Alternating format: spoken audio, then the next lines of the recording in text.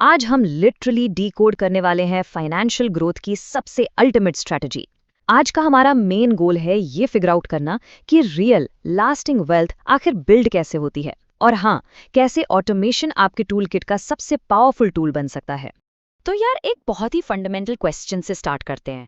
क्या सच में आपको स्क्रीन के आगे बैठकर कॉन्स्टेंटली मार्केट ट्रैक करने की या इंडिविजुअल विनिंग स्टॉक्स पिक करने की जरूरत है एक सीरियस लॉन्ग टर्म वेल्थ बनाने के लिए? देखिए, फाइनेंशियल इंडस्ट्री अक्सर ऐसा प्रोजेक्ट करती है जैसे आपको स्टार्ट करने के लिए ही एक बड़ी फाइनेंस डिग्री चाहिए। पर क्या डेटा सच में इस बात को बैक करता है? Let's see. इसका सॉलिड आंसर हमें मिलता है वैनगार्ड के founder late John Jack Bogle की एक लेजेंडरी फिलॉसफी से। उन्होंने एक बहुत ही फेमस बात कही थी, don't look for the needle in the haystack, just buy the haystack. ये एक एब्सोल्यूट गेम चेंजर मेटाफर है। किसी एक अकेले स्टॉक यानी उस नीडल के पीछे भागने की जगह आप सिंपली पूरा का पूरा मार्केट यानी पूरा हेस्टैक ही खरीद लो। ये पैसिव इन्वेस्टिंग और इंडेक्स फंड्स का बिल्कुल कोर कॉन्सेप्ट है, जिसने actually globally trillions of dollars की मार्केट वेल्थ बिल्ड की है। अब जरा इस सिंगल माइंड ब्लोइंग नंबर पर ध्यान दीजिए, 75%। स्पीवा इंडिया 2025 स्कोर कार्ड का डायरेक्ट डेटा है ये, जहां 75% actively managed Indian equity large cap funds ने एक साल के पीरियड में अपने ही बेंचमार्क इंडेक्स को अंडर परफॉर्म किया। मतलब सोचिए जरा, 3/4 ऑफ दीज एक्सपर्ट्स जिन्हें प्रोफेशनली मार्केट को बीट करने के लिए हेवी फीस मिलती है, वो लिटरली मार्केट से हार गए। और ठीक है, अगर आपको लगता है कि चलो एक साल का डेटा तो बस एक फ्लूक हो सकता है, तो लॉन्गर होराइजन चेक करते हैं। ये फेलियर रेट टाइम के साथ बेटर नहीं और भी वर्स होता जाता है। 3 ईयर पीरियड में देखें तो 74.19% फंड्स अंडर परफॉर्म कर रहे हैं और 5 ईयर पीरियड में एक वॉपिंग 84.38% Indian large cap funds S&P India large mid cap index को बीट करने में टोटली फेल हो गए। मैथमेटिकली स्पीकिंग, मार्केट में मैन्युअली उस विनिंग नीडल को ढूंढना, वेल, स्टैटिस्टिकली एक लूजिंग गेम ही है। अब अपने मार्केट की यानी निफ्टी 50 की रेजिलियंस की स्टोरी देखिए। ये सच में इनक्रेडिबल है। इस जर्नी को ट्रैक कीजिए। इसने 2000 के .com क्राइसिस को सर्वाइव किया, 2008 के मैसिव ग्लोबल फाइनेंशियल क्राइसिस को फेस किया और 2020 के कोविड-19 क्रैश से तो क्या स्ट्रांगली रिबाउंड किया। इन सारे मॉन्यूमेंटल ग्लोबल शॉक्स के बावजूद इंडेक्स स्टेडीली ऊपर ही गया है और फाइनली अगस्त 2024 में इसने हिस्टोरिक 25,000 मार्क को क्रॉस कर लिया। ये ब्रॉडर इकोनॉमी की लॉन्ग टर्म अपवर्ड ट्रैजेक्टरी का एक सॉलिड अनडिनायबल प्रूफ है। तो यहाँ क्रूशियल पॉइंट है इस रेजिलियंस का एक्चुअल रिटर्न। पिछले 10 ईयर होराइजन में निफ्टी 50 INR इंडेक्स ने एक बहुत ही इंप्रेसिव 13.68% एनुअलाइज्ड रिटर्न डिलीवर किया है। पर्सपेक्टिव के लिए बताऊं तो ये S&P 500 और FTSE 100 जैसे कई ग्लोबल डेवलप्ड मार्केट इंडेक्सेस को उसी सेम टाइम फ्रेम में इजीली आउट परफॉर्म करता है। और सबसे जरूरी बात, इस तरह की कंसिस्टेंट डबल डिजिट ग्रोथ ही हम इन्वेस्टर्स को लॉन्ग टर्म में इन्फ्लेशन को कंफर्टेबली बीट करने में हेल्प करती है। और ARS सस्टेन्ड रिलायबल ग्रोथ को अब सब नोटिस कर रहे हैं। इसी वजह से इंडिया में पैसिव इन्वेस्टिंग का एक मैसिव एक्सप्लोजन ट्रिगर हुआ है। देखिए, 2001 में जब पहला ETF निफ्टी 20 लॉन्च हुआ था, तब से लेकर आज तक हमने एक बहुत लंबा सफर तय किया है।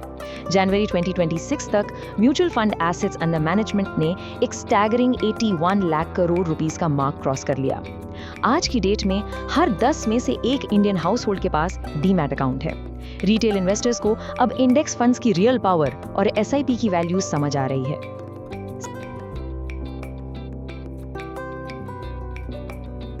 क्योंकि टैक्स रूल्स अपडेट हुए हैं, तो ये समझना बहुत जरूरी है कि आज अलग अलग ETFs पर टैक्स एग्जैक्टली लगता कैसे है। इक्विटी ETFs के लिए जहां 65% से ज्यादा पैसा डोमेस्टिक इक्विटी में है, अगर आप उन्हें 12 महीने से ज्यादा होल्ड करते हैं तो आपका लॉन्ग टर्म कैपिटल गेन्स यानी LTCG 12.5% पर टैक्स होता है और इसमें 1,25,000 रुपए तक की गेन्स बिल्कुल टैक्स एग्जेम्प्ट है। शॉर्ट टर्म यहाँ 20% है। फिर आते हैं गोल्ड और सिल्वर ETFs। इनमें भी 12 महीने से ज्यादा होल्डिंग पर आपको 12.5% LTCG रेट मिलता है, पर बिना इंडेक्सेशन बेनिफिट्स के। और डेट ETFs, वेल, उन्हें अब हमेशा शॉर्ट टर्म ही माना जाता है। मतलब आपके गेन्स डायरेक्टली आपकी इनकम में ऐड होंगे और आपके स्लैब रेट पर टैक्स होंगे। अपना हार्ड अर्न्ड वेल्थ बचाने के लिए इन टैक्स बकेट्स को समझना एब्सोल्युटली क्रूशियल है।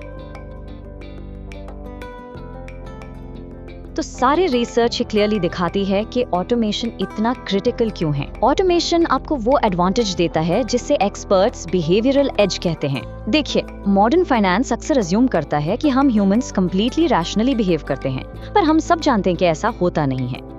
जब मार्केट गिरती है तो डर लगता है, और जब मार्केट रैली करती है तो थोड़ी ग्रीड आ ही जाती है। ऑटोमेटेड इन्वेस्टिंग इन सारी सिस्टमैटिक डेविएशंस को ओवरकम करता है। अपनी इन्वेस्टमेंट्स को ऑटो पायलट पर डालकर आप ह्यूमन इमोशन को इक्वेशन से ही बाहर निकाल देते हैं। आप मार्केट को टाइम करने की या थोड़ा नर्वस होने पर किसी महीने की इन्वेस्टिंग स्किप करने की टेम्पटेशन को कंप्लीटली खत्म कर देते हैं। तो प्रैक्टिकली आप ये ऑटोमेटेड वेल्थ मशीन बनाते कैसे हैं? अपनी SIP के लिए एक डिजिटल ई-मैंडेट सेटअप करके, और ये सच में रिमार्केबली सिंपल है।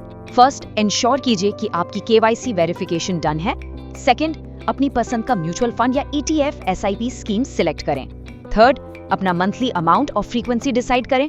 और फाइनली, और यहीं पर लोग अक्सर अटक जाते हैं, अपनी मैक्सिमम डेबिट लिमिट सेट करें और उसे अपनी नेट बैंकिंग या डेबिट कार्ड से ऑथेंटिकेट करें।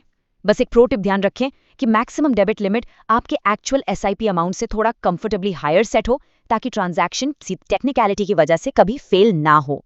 अगर हम इन दोनों अप्रोचेस को डायरेक्टली कॉन्ट्रास्ट करें तो डिफरेंस बिल्कुल क्लियर है। मैनुअल इन्वेस्टिंग में आपको हर महीने एक्टिवली लॉग इन करना है, डिसीजन लेना है और ट्रांसफर अप्रूव करना है। इसमें मैनुअल डिलेज के चांसेस हैं, हो सकता है आप भूल जाएं या उससे भी बुरा इमोशनल हेजिटेशन आपको रोक दे। वहीं दूसरी तरफ ई-मैंडेट के थ्रू ऑटोमेटेड इन्वेस्टिंग का मतलब है आप इसे बस एक बार सेट एंड फॉरगेट कर देते हैं। डेबिट्स एग्जैक्टली शेड्यूल पर चलते हैं, नो मैटर व्हाट। ये एक जबरदस्त डिसिप्लिन्ड कंसिस्टेंसी इन्फोर्स करता है। लॉन्ग रन में ऑटोमेशन मैनुअल एफर्ट को हर सिंगल टाइम हरा देता है, क्योंकि ये आपको आपके सबसे बड़े दुश्मन से बचाता है, आपके अपने इमोशंस। जो हमें इस एक्सप्लेनर के एंड में एक फाइनल और काफी प्रोवोकेटिव थॉट पर लाता है।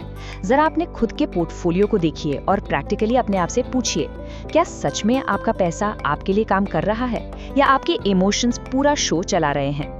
देखिए, डेटा क्लियर है, ज्यादातर प्रोफेशनल्स इंडेक्स को बीट नहीं कर पा रहे।